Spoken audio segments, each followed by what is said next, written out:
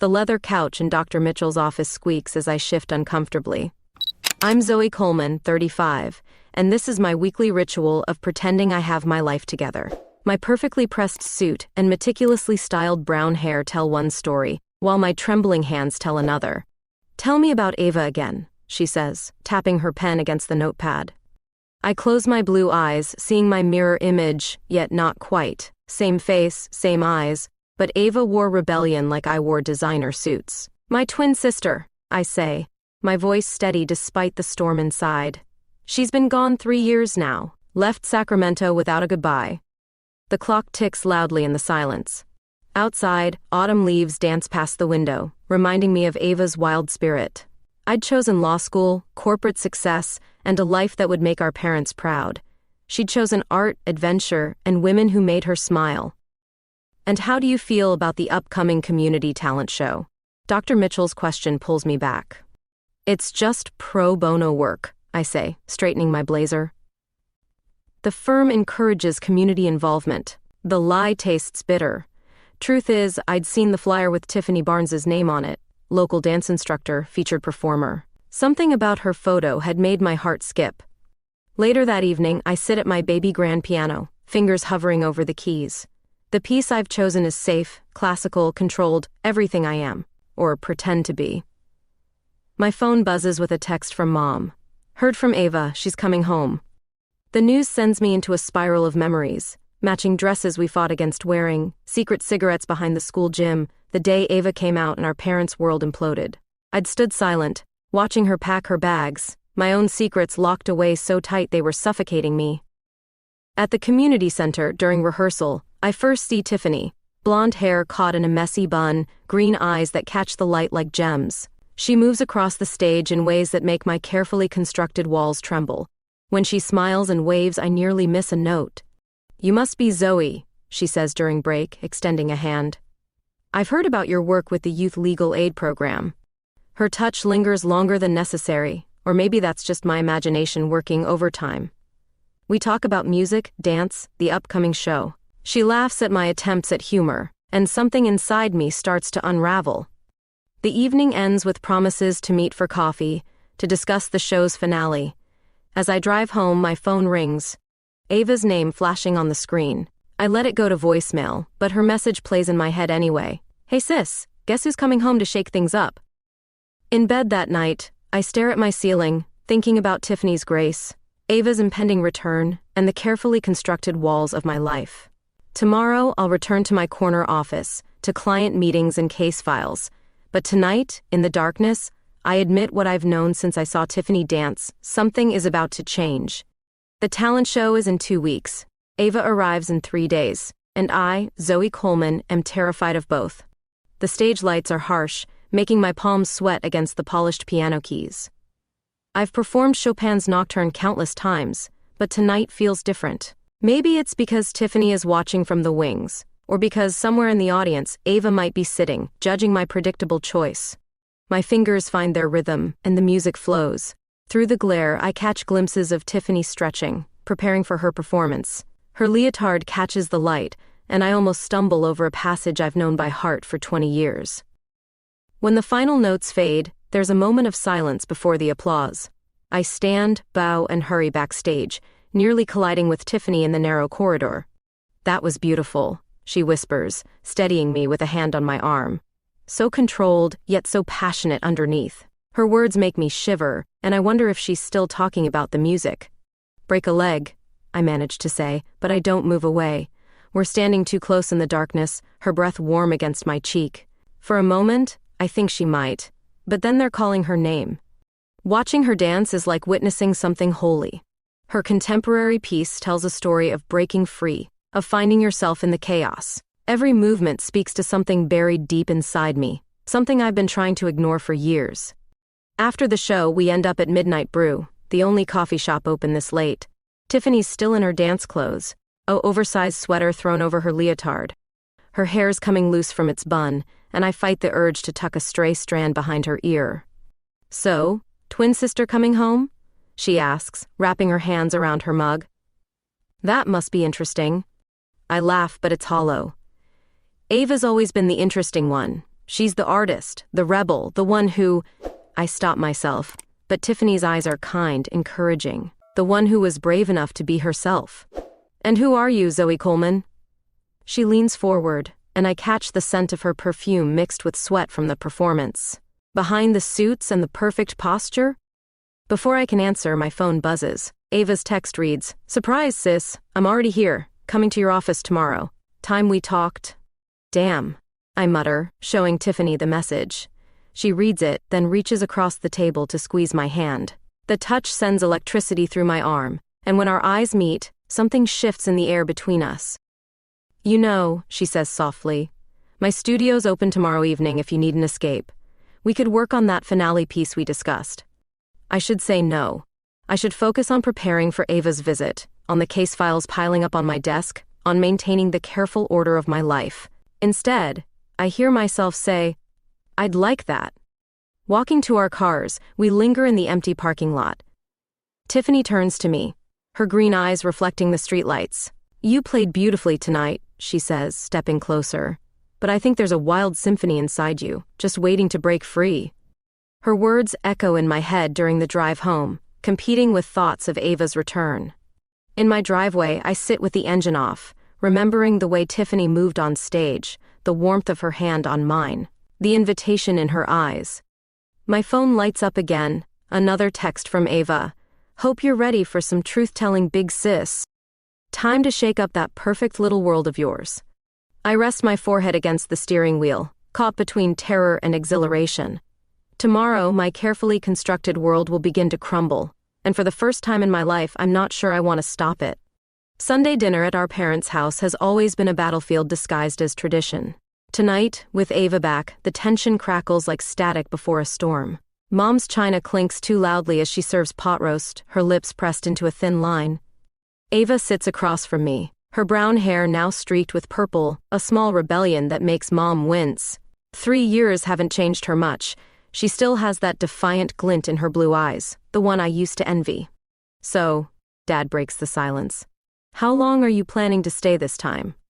"Actually," Ava twirls her fork, "I'm moving back. Got a position at the art center downtown." The news hits like a thunderclap. Mom drops her napkin, and I nearly choke on my wine. "Speaking of news," Ava continues, her gaze fixing on me, "I saw your performance with Tiffany Barnes. You two seemed close." The way she says it makes my cheeks burn. I take another sip of wine, buying time. "We're working on the show's finale together." "Tiffany Barnes?" Mom perks up. "Isn't she the one who caused that scandal at the country club last year?" My phone buzzes, Tiffany's name lighting up the screen. I excuse myself to the kitchen, my hands shaking as I answer. "Rescue me," I whisper into the phone, leaning against the cool refrigerator. Her laugh is soft, intimate. "Bad dinner?" "Ava's moving back. I lower my voice further. "She's asking about you." "Come over after," Tiffany suggests. "We can talk about it, or not talk at all." The invitation hangs in the air, heavy with possibility. Give me an hour. Back at the table, Ava's telling our parents about her art exhibitions in New York. But her eyes keep finding mine, reading secrets I thought I'd hidden better. "Remember when we were kids?" she says suddenly. "And Zoe used to sneak into my room after I got in trouble? She'd always say she was there to lecture me, but really, she just wanted to hear about my adventures." "That was a long time ago," I say stiffly. "Was it?" "Because that look in your eyes when you watched Tiffany dance, that's the same look you had when I told you about my first kiss with Sarah Mitchell behind the bleachers." Mom's fork clatters against her plate. Dad stands abruptly, muttering about getting dessert. The silence that follows is deafening. "You don't know what you're talking about," I manage, but my voice betrays me. "Don't I?" Ava leans forward. "You've spent your whole life being the perfect daughter to make up for me being the family disappointment. But we both know you're not as different from me as you pretend to be." I leave before dessert, ignoring Mom's protests. The drive to Tiffany's studio is a blur of streetlights and racing thoughts. She's waiting at the door, still in her dance clothes, hair loose around her shoulders. "Dance with me," she says instead of hello, pulling me into the darkened studio. Moonlight streams through the windows, casting shadows on the wooden floor. "I don't dance," I protest weakly. but she's already guiding my hands to her waist. Everyone dances, she whispers, moving us slowly. Some of us just forget how. We sway together, and I feel the walls I've built starting to crack. Tiffany's fingers trace patterns on my back, each touch breaking down another barrier. Your sister's right, isn't she? She murmurs against my ear. About you pretending. Instead of answering, I pull back just enough to look into her eyes. The moonlight turns them silver, and something inside me finally breaks free. When our lips meet, it feels like coming home to a place I never knew I was missing. Later, as we lie on the dance floor, Tiffany's head on my shoulder, my phone lights up with a text from Ava. Hope you found what you were running to, sis. Some escapes are worth the risk. I look at Tiffany, her skin glowing in the moonlight, and for the first time in my life, I'm not afraid of what tomorrow might bring. The highway stretches endlessly ahead as Tiffany and I escape Sacramento for the weekend. 3 weeks since that night in her studio, and everything has changed. My carefully ordered world has transformed into something wild and beautiful. Tell me more about your rebellious days, Tiffany says, her bare feet on the dashboard, blonde hair whipping in the wind from the open window. The ones Ava keeps hinting about. I laugh, remembering. There wasn't much to tell. One time I cut class to read in the library. Such a scandal, she teases, reaching over to squeeze my thigh. The infamous Zoe Coleman, reading illicitly. The sun's setting as we pull into a small gas station, the kind that seems frozen in time. The neon sign flickers weakly, and only one other car sits in the lot, a beat-up van that's seen better days. I'll get snacks, Tiffany says, kissing my cheek before heading inside. I watch her through the grimy window as I fill the tank, admiring the way she moves even in jeans and a sweater. That's when I notice the men from the van entering the store. Something about their movements sets off alarm bells in my lawyer's brain. I'm reaching for my phone when I hear Tiffany scream. Everything happens too fast. 2 men burst out of the store, dragging Tiffany between them. A third appears behind me, pressing something hard against my back. Inside the van, he growls. No heroics, or your girlfriend gets hurt. My heart pounds as they force us into the van. Tiffany's lip is bleeding, but her eyes are fierce. They bind our hands with zip ties, tight enough to bite into the skin. Rich lawyer and her dancer friend, one man says, waving my wallet. Looks like we hit the jackpot, boys. The van lurches forward, taking us away from the lights of the gas station. Tiffany presses against me in the darkness, her breathing rapid but controlled. I try to memorize every turn, every sound, anything that might help later. Your family will pay, the driver calls back. Both families will pay big for you two. Hours pass like years. The van bumps along what feels like dirt roads. Tiffany manages to work her way closer, her lips near my ear. Remember the escape sequence from my dance? She whispers, so softly I barely hear. The one you said looked impossible? I nod slightly, remembering the way she'd twisted and turned, breaking free from invisible bonds. Now I understand. She'd been practicing this moment without knowing it. When I move, you move, she breathes. But before we can act, the van stops abruptly. They drag us into an abandoned warehouse, the kind that dots the landscape outside city limits. Moonlight filters through broken windows, casting strange shadows on concrete floors. Separate them, the leader orders. Rich girl goes upstairs, dancer stays here. No, I struggle as they pull us apart. Tiffany's eyes meet mine, and I see something there, not fear but determination. It's okay, love, she calls as they drag me toward the stairs. Remember what I taught you about timing. In the upstairs office, they tie me to a chair. Through the dirty window, I can see the van parked below, its headlights still on. One guard stays with me while the others return downstairs. My phone is probably still in the car at the gas station, but I know Ava will realize something's wrong when I don't answer her usual evening text. My sister, who always seemed to find trouble, might be our best hope for rescue. The guard's radio crackles. Check in. Everyone okay down there? Silence answers. Hey! He moves toward the door, gun ready. Anyone copy? In the quiet, I hear Tiffany's voice from below, soft but clear, counting rhythm like she does in dance class. 5, 6, 7, 8. I tense, ready. Whatever happens next, we'll face it together, because some things, like love and freedom, are worth fighting for. The guard reaches for the door handle, and somewhere below, Tiffany begins to dance. Darkness wraps around us like a shroud in this abandoned warehouse. The guard left to check downstairs hasn't returned, and the silence stretches thin as piano wire. My wrists burn against the zip ties, but Tiffany's dance lessons echo in my mind. Tension and release, tension and release. Through the broken window, I hear scuffling sounds and muffled curses. Whatever Tiffany's doing down there, she's causing chaos. I work my hands against the restraints, feeling the plastic bite deeper. Looking for someone? Tiffany's voice drifts up from below, followed by the sound of something heavy falling. The remaining guard rushes downstairs, leaving me alone. In the moonlight, I spot a rusty nail protruding from the wall. It takes 3 tries, but I manage to catch the zip tie against it, sawing slowly while straining to hear what's happening below. A gunshot shatters the night. My heart stops. "Tiffany!" I scream, forgetting stealth, forgetting everything except her. "I'm okay." Her voice carries up, breathless but alive. "Stay put." The zip tie finally snaps. I rub my bloody wrists, searching the office for anything useful. A broken chair leg becomes a weapon. When footsteps approach the stairs, I position myself behind the door. It's Tiffany who enters, her blonde hair wild, a cut above her eye but otherwise unharmed. Before she can speak, I pull her into my arms, pressing my lips against hers with desperate relief.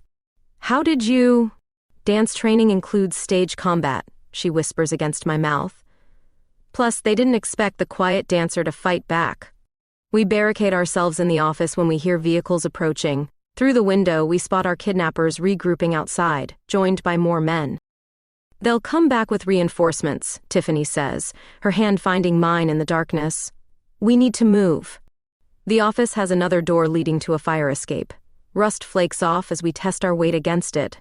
Below, voices grow louder, angry shouts mixing with the sound of breaking glass. "Remember when you said my dance studio was your sanctuary?" Tiffany's fingers trace my cheek. "Make this your stage, Zoe. Dance with me through this."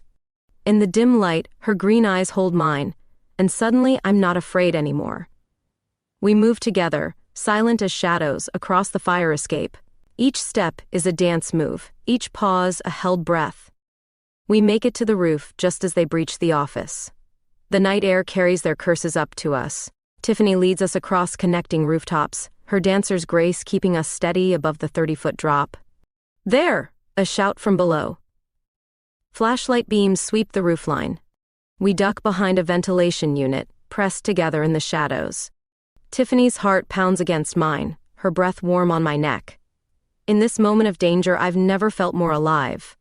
"If we don't make it," I whisper, "I need you to know." "Tell me when we're safe," she interrupts, pressing a finger to my lips. "Because we will be." A helicopter's thrum fills the air, not search and rescue, but news media, drawn by reports of gunfire. The searchlight sweeps across the warehouse complex, inadvertently providing us cover. "The old grain silo." Tiffany points to a hulking shadow 50 yards away. "It has maintenance ladders inside. We can hide there until help comes." "How do you know that?" "I did a photo shoot there last year." She grins. "Sometimes art does pay off." We wait for the helicopter to pass again, using its noise to cover our movement. The kidnappers' flashlights dance below like fireflies, but they're searching the wrong direction. Inside the silo, darkness is absolute.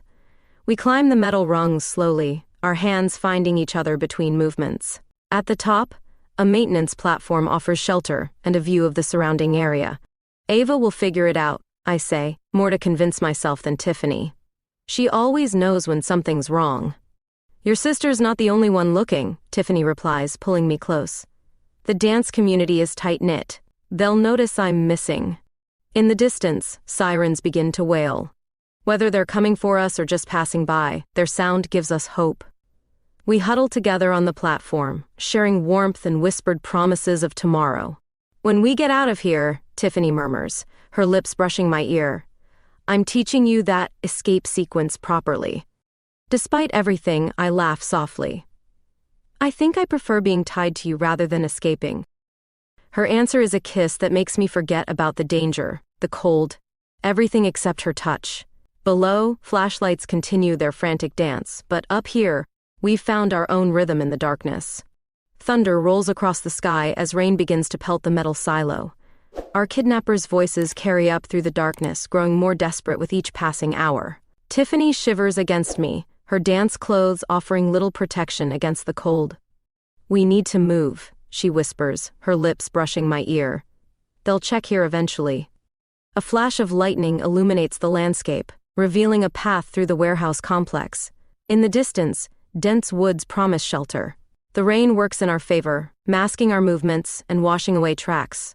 "Now," I say as thunder crashes again. We descend the ladder quickly, our wet hands slipping on metal rungs. At the bottom, Tiffany peers out first, then pulls me into the storm. We run through puddles, past abandoned loading docks, staying low. The kidnappers' flashlights seem dimmer now, scattered by the rain. Another lightning flash reveals a gap in the fence, our escape route. "Damn!" Tiffany stumbles, her ankle turning on hidden debris.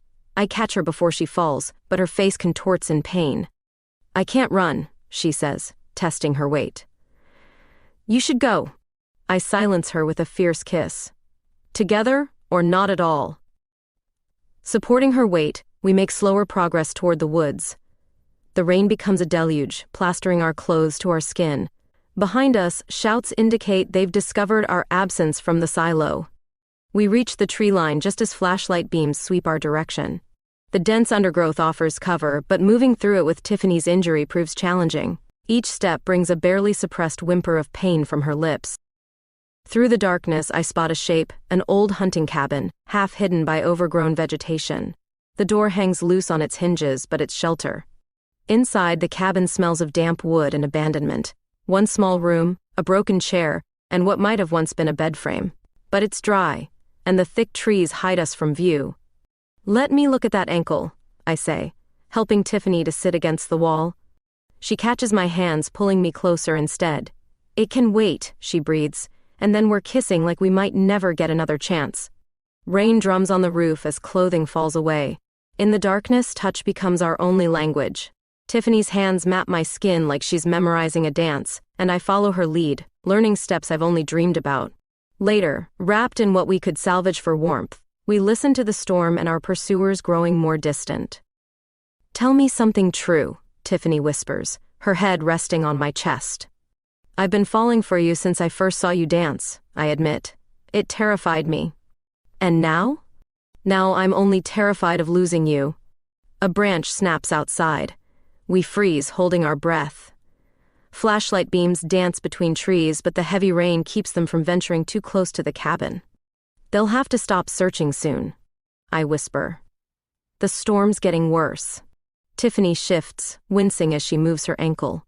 "I never thought my dance training would include actual escape scenes." "Your performance was spectacular," I tease, trying to keep fear at bay.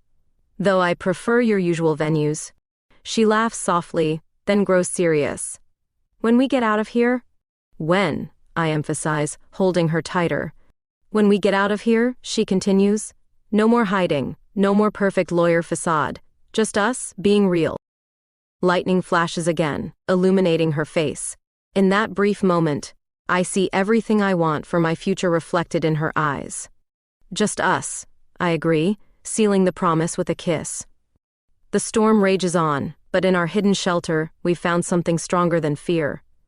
Outside, sirens wail in the distance, closer now than before. Rescue or threat, tomorrow will tell.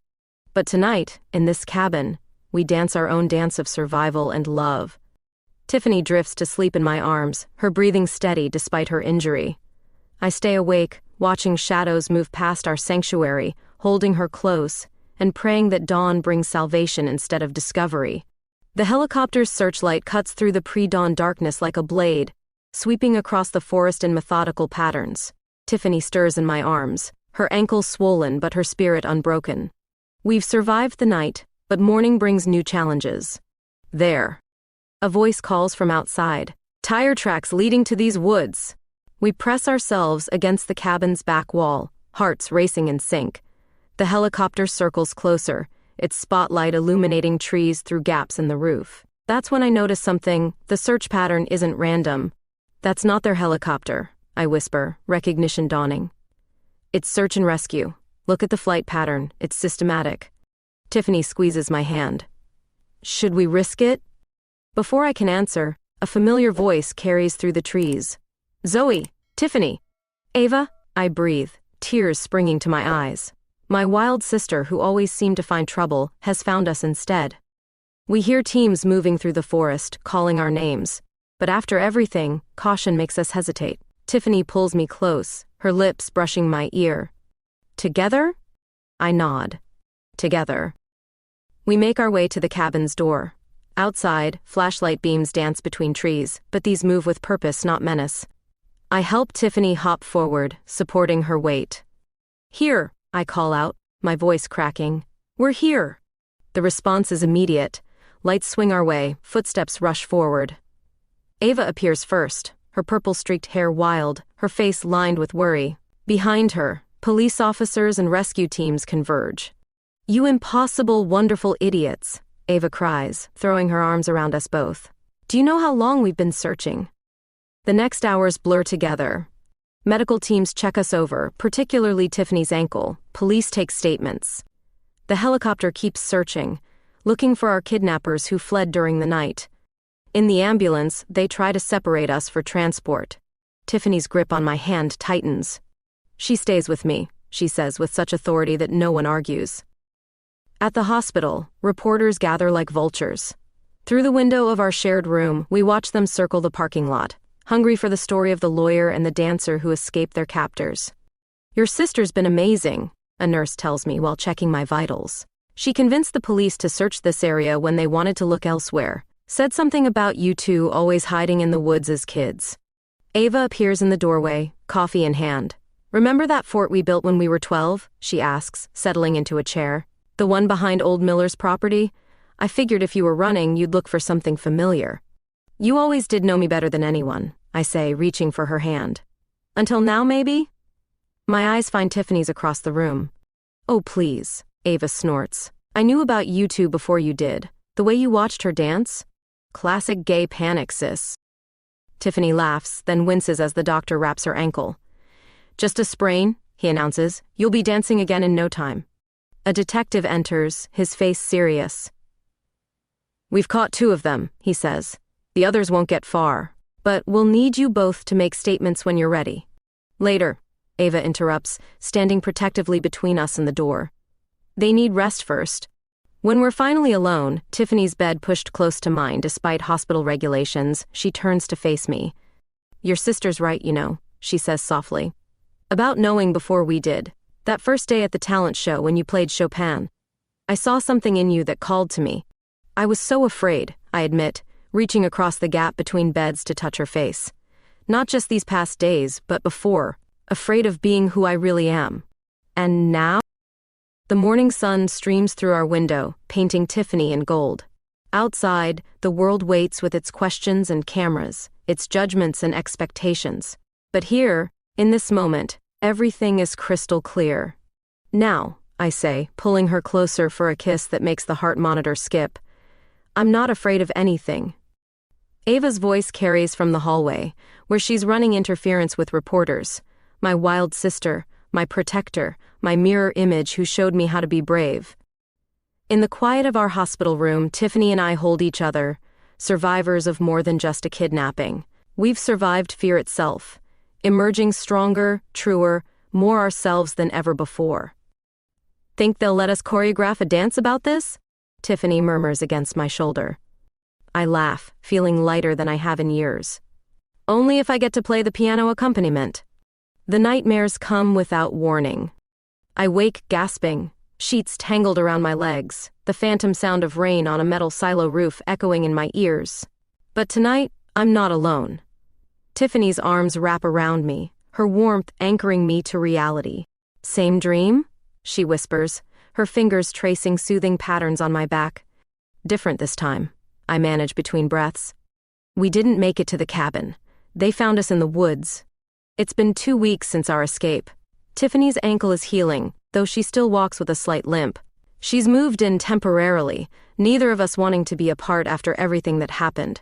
My perfectly ordered condo has transformed, dance shoes mingling with legal briefs, her creative chaos softening my rigid edges. Come on, she says, pulling me from bed. I know what you need. We pad through darkened halls to my living room, where my baby grand piano sits in moonlight. Tiffany guides me to the bench, then stands behind me, her hands on my shoulders. Play for me, she whispers. Something wild. My fingers find the keys, and instead of Chopin's careful structure, I let emotion guide me. The melody starts soft, like rainfall, then builds into something raw and powerful. Tiffany begins to move, her dancer's body telling our story without words. Dawn finds us exhausted but peaceful, curled together on the couch. My phone buzzes. A text from Ava. Mom's asking about Sunday dinner. Says Tiffany's invited too. Reality crashes back. The law firm has been understanding about my absence. But tomorrow I return to work. To suits and client meetings and the careful image I've maintained for years. What are you thinking? Tiffany asks, reading my expression. That I don't know how to be both versions of myself. The lawyer they expect, and the woman I am with you. She sits up, green eyes serious in the morning light. Who says you have to choose? At my office, whispers follow me down hallways. My assistant hands me a stack of messages, clients checking if I'm stable enough to handle their cases, partners suggesting I take more time. On my desk, a newspaper features our story. Prominent lawyers daring escape with local dancer. I'm reading hate mail from a particularly conservative client when Tiffany appears in my doorway, carrying lunch. Your security guard remembers me from the talent show, she grins. He's a dance dad, apparently. She moves through my office like she belongs there, rearranging my desk to make space for our meal. A few associates peer in, curious about the blonde dancer who's captured their colleague's heart. You're staring, she notes, unpacking sandwiches. You make everything look so easy, I say. Being yourself, not caring what others think. Trust me, it wasn't always easy, but living a lie is harder. That evening at her dance studio, I watch her teach. Her ankle's not ready for full dancing, but she guides her students with gentle authority. One young girl keeps glancing at me shyly. She wants to be a lawyer who dances, Tiffany tells me later. You're her new hero. The revelation hits me hard. All these years, I thought I had to choose structure or freedom, duty or desire. But watching Tiffany move through my world while inviting me into hers, I realize the truth. In bed that night, another nightmare looms, but this time it's different. In the dream, we're still running through those dark woods, but now we're dancing too, each step sure and purposeful. When I wake, it's not with fear but with certainty. I want to play at your next showcase, I tell Tiffany's sleeping form. Not classical pieces, something new, something ours. She stirs, smiling without opening her eyes. I've been choreographing to your nighttime piano sessions for weeks. The moon casts shadows through my bedroom window. No longer harsh lines, but fluid shapes that remind me of Tiffany's dance movements. My ordered world hasn't fallen apart like I feared. Instead, it's expanding, growing to encompass all the pieces of who I am. We should invite your parents to the showcase, Tiffany murmurs, snuggling closer. They might not come. They might surprise you, like you surprised yourself. She's right. Every day brings new surprises. My conservative firm's quiet support, Ava's knowing smiles, even my own reflection in the mirror, finally recognizing the woman I've become. The nightmares may not be gone, but they're changing, transforming like everything else in my life. And in their place, something beautiful is beginning to dance. The Sacramento Bee's headline glares from my desk. Kidnapping survivors, a love story emerges. The article sits next to a stack of case files and a letter from the firm's senior partners requesting a meeting. My phone hasn't stopped buzzing with notifications since the story broke.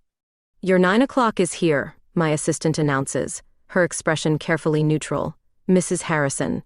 Mrs. Harrison, one of the firm's oldest clients, known for her generous donations to conservative causes. She walks in, pearls gleaming, judgment radiating from every perfectly coiffed hair. I've known your family for years, she begins, settling into the chair across from me. Your parents must be devastated. I think of Sunday dinner last week, how Mom's hands shook as she passed the potatoes, how Dad couldn't meet my eyes. But I also remember Ava's fierce defense, and Tiffany's quiet strength beside me. Actually, Mrs. Harrison, they're learning to understand. Understanding isn't the issue, she sniffs. Images. The firm's reputation has never been better, a voice interrupts. Ava stands in my doorway, purple hair stark against her designer suit. Pro bono requests are up 300% since the story broke. Turns out people love lawyers with humanity. My sister, who now runs PR for an LGBTQ arts foundation, slides a tablet across my desk. On it, social media explodes with support young lawyers, dance students, countless others inspired by our story. Mrs. Harrison leaves in a huff, but her departure feels less like loss and more like liberation. Ava perches on my desk, grinning. Ready for tonight's charity event? The annual Children's Hospital benefit. My first public appearance with Tiffany since the media frenzy began. The thought makes my stomach flutter, but not with fear. At the event, whispers follow us through the crowd. Tiffany, stunning in a midnight blue gown, keeps her hand firmly in mine. Her ankles almost fully healed, though she still favors it slightly. Miss Coleman, a reporter approaches, recorder ready. How has your experience affected your legal practice? Before I can answer, I spot my parents entering the ballroom. Mom's face is a mask of social propriety, but Dad is watching Tiffany and me with something that might be understanding. It's taught me that justice comes in many forms, I say, squeezing Tiffany's hand. Sometimes it's in a courtroom, sometimes it's in having the courage to be yourself. The evening progresses like a dance we're still learning. Colleagues who once kept their distance now approach with genuine interest. Junior associates seek advice not just on cases, but on being authentic in a conservative profession. During dinner, Tiffany leans close. Your mother's been watching us all evening. She's probably counting my career failures, I mutter. Or, Tiffany suggests, she's seeing her daughter happy for the first time in years. The charity auction begins, and I'm called to the stage to present the firm's donation. Under the spotlight, I see faces I've known for years. Clients, colleagues, family, but my eyes find Tiffany, and suddenly the words flow easily. Recent events have taught me about courage, I begin. Not just the kind that helps you escape danger, but the kind that helps you escape fear itself. The room falls silent as I continue, speaking about justice, authenticity, and love. When I finish, the applause isn't polite, it's genuine. Later, as we sway together during the evening's final dance, Tiffany whispers, "Your mother's crying." I glance over to see Mom dabbing her eyes, while Dad holds her hand. Ava sits with them, saying something that makes Mom nod slowly. Think they'll ever fully accept us? I ask. They're here, aren't they? That's a start. The next morning, the firm's partners call me in. I expect discussion about Mrs. Harrison's departure or concerns about public image. Instead, they offer me a promotion, heading a new division focusing on LGBTQ rights and advocacy.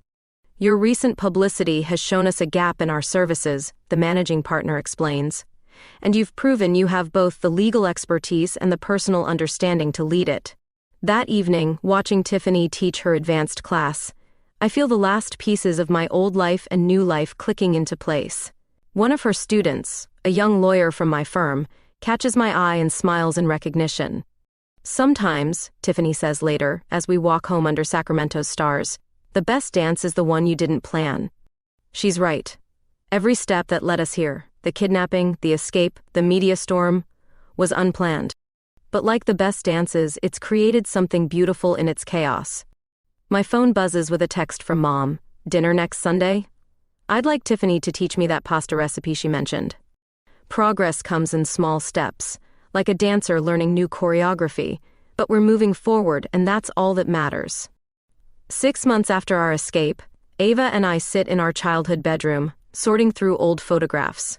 She holds up one of us at age 10, me with perfect braids, her with messy pigtails and a mischievous grin. You know, she says, I always thought I was protecting you by being the wild one. Turns out you had your own kind of wildness all along. Mom calls us down for tea, her voice different now, softer, trying. In the kitchen, she's attempting to recreate Tiffany's scones recipe. Half-burned offerings sit on the cooling rack. I'm not good at change, she admits, hands dusted with flour. But I'm trying. Dad enters with the morning paper, a small rainbow pin on his lapel. He's been wearing it since joining the law firm's new LGBTQ parent support group. His way of building bridges. Tiffany's performance is tonight? He asks, casual as discussing the weather. Her first major show since the injury, I nod. She's choreographed something special. The dance studio hums with energy that evening. Tiffany moves through her pre-show routine, her recovered ankles strong and sure. I watch from the piano, where I'll accompany her piece. "Remember the first time I saw you dance?" I ask during a break. She smiles, stretching at the bar. "Remember the first time I heard you play? All controlled passion behind that perfect facade?" The audience files in, a mix of dance enthusiasts, legal professionals, and family. My parents sit with Ava in the front row, Mom clutching her program like a lifeline. Behind them, faces from our shared ordeal, the detective who found us, the nurse who treated us, even Mrs. Harrison, who recently returned to the firm with an apology. Tiffany's piece begins in darkness. A single spotlight illuminates her form as my fingers find the keys. The melody starts soft, like rain on a metal roof, building into something powerful and free. Her dance tells our story, not just the escape, but everything before and after. The fear of being seen, the joy of being found, the courage to keep dancing even when the world tries to stop the music. In the final movement, other dancers join her, but my eyes never leave Tiffany. She moves like she's made of moonlight and storm winds, every gesture speaking of survival and love. When the music ends, silence holds for one breath before the audience erupts. Through tears, I see Mom standing, clapping with genuine enthusiasm. Dad whistles, a sound I haven't heard since we were kids. Backstage, Tiffany pulls me into a fierce embrace. "We did it," she whispers against my neck. "The performance?" "Everything."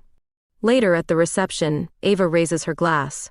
"To my sister," she announces, who finally learned to dance instead of just watching from the sidelines. The crowd mingles, dancers and lawyers, artists and executives, family and friends. Mom shows off pictures on her phone, including ones from our Sunday dinners. Dad discusses LGBTQ legal protections with fellow support group members. "Your sister's right," Tiffany says, leading me onto the empty dance floor. "You've learned to dance." As we sway together, I think about all the steps that brought us here. The talent show where we met, the escape that brought us closer, the daily dance of building a life together. "I had a good teacher," I murmur, pulling her closer. Rain begins to fall outside, but this time it's gentle, cleansing rather than threatening. Through the studio windows, Sacramento's lights shimmer like stars. "Next week's community showcase," Tiffany says. "I want to premiere our piece." "The one about the escape?" She shakes her head. "The one about coming home, to yourself, to love, to truth." Over her shoulder, I watch Ava showing Mom the proper way to throw a pride flag like a cape. Dad photographs them, laughing. "Home," I agree, and kiss her under the studio lights, no longer afraid of who might see. The rain plays its own melody, accompanying the next steps in our dance. Whatever comes next, we'll face it together. Lawyer and dancer, survivor and artist, two women who found freedom in each other's arms. 1 year to the day since the talent show that started everything, I stand backstage at the Sacramento Community Theater, watching Tiffany prepare. Her blonde hair catches the light as she warms up, every movement precise and powerful. "Nervous?" Ava appears beside me, her purple hair now streaked with silver.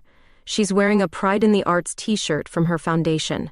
"Not anymore," I answer truthfully, fingers running over my suit jacket designer, but with dance-friendly stretch. "Tonight, I'll both play and perform." The theater buzzes with anticipation. This year's talent show has evolved into something bigger, a celebration of art, love, and courage. Our story might have sparked it, but it's grown beyond us. Mom bustles over, adjusting my collar. "Your father's handling the video camera," she says. "He's determined to get every moment." A year ago, such attention would have terrified me. Now, I lean into her touch, accepting the love behind her fussing. Tiffany joins us, radiant in her costume. Ready to show them how a lawyer dances? The first half of the show features new talent, including 3 young women who came out after our story made headlines. During intermission, I spot Mrs. Harrison in the audience, sitting with her granddaughter who recently joined my LGBTQ advocacy division. "Places," the stage manager calls. Our piece begins with me at the piano, playing the composition that came to me during those nightmare-filled nights after our escape. But tonight, there's no fear in the melody.